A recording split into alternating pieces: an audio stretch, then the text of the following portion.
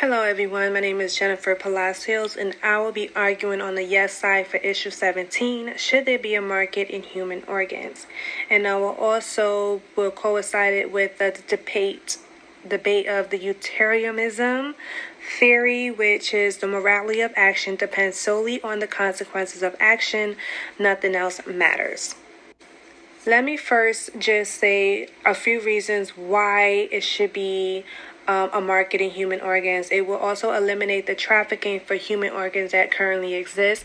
It will create a safer passageway for individuals looking to donate.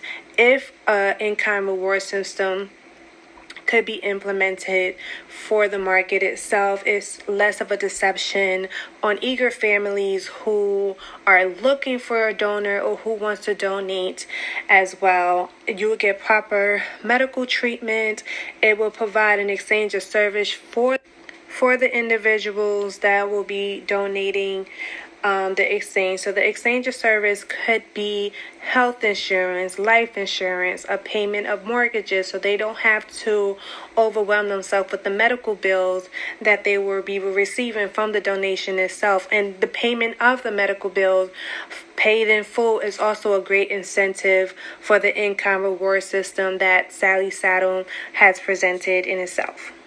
So here I have pulled some data for 2017 on the cause of what particular organs cause and how much is billed from the hospital itself, and also with the utilitarianism questioning what things are good and what actions are right.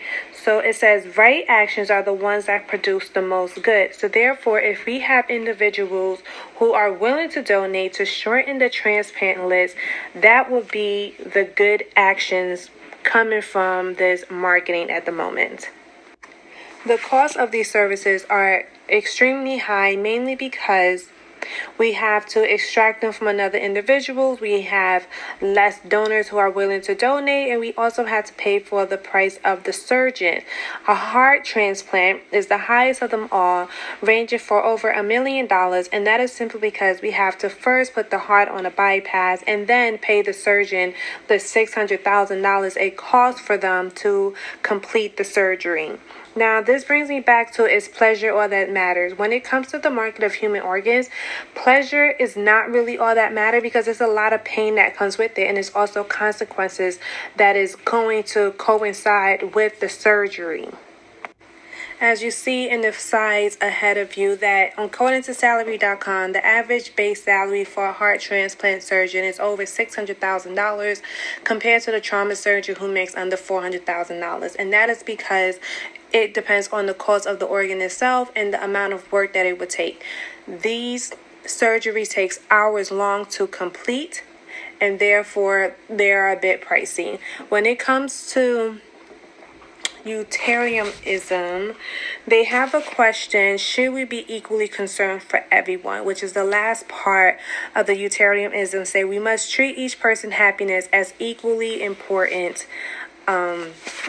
And I feel like if the person who's in need of an organ, happiness is what matters the most. The person who's donating that particular organ should also be satisfied after the surgery has happened. Well, what do I mean by that? Well, let's go back to the issue on the yes side of what would happen if we was to make this market legal. We would have the in-kind reward system. Anything that will benefit a person's life to make it easier on them will contribute to their happiness. Therefore, the charge of the utilitarianism is not too demanding. It is for individuals to gather a whole concern of the happiness. One problem is that it's the requirement of equal concern places too great of demand on us. Actually, that is not the problem at all, especially when it comes to this market. People will know ahead of time exactly what they will be signing up for, and then they will have a clear choice of whether or not to donate their particular organs for this particular incentive, and that way it will make the contract equal. When it's asked, is it too demanding? There's a section that says, it will require you to give away your wealth until you made yourself as poor as the people that you're helping. Or rather, you need to leave yourself just enough money to maintain your job so that it could keep on giving. Well, when it comes to this particular issue, if one person is in need of a medical surgery, how come the other person who is able to give that organ to that person not equally just be happy? I think I may have confused myself, but let's also take a look at Ruth Sparrow. When we in the case study, she had a gallbladder surgery, and so that gallbladder surgery cost her $20,000. In response to that, she proposed a donation of her kidney in exchange for the medical payment of the gallbladder surgery, which brings us to the in-kind reward system. In Florida, it's illegal to sell the use of a kidney or any organs, but if this system was implemented, she would have been able to pay for her gallbladder surgery and also save a life of another individual that also contributed to her own happiness. So to sum everything up, let's put yourself in my shoes, right? If you had an individual who was in need of a particular organ and you wanted to donate it, you would do so without a questionable doubt. But then when you are really informed of the medical choices and the payment for it and the post-op surgery or the pre-op therapy session that you would need, would you still do it? Would you put yourself in that predicament to save another human being if you get nothing in return? Of course, you would have the thought of a good deed, but wouldn't a good deed be a lot better without the payment that you will be responsible for doing that good deed?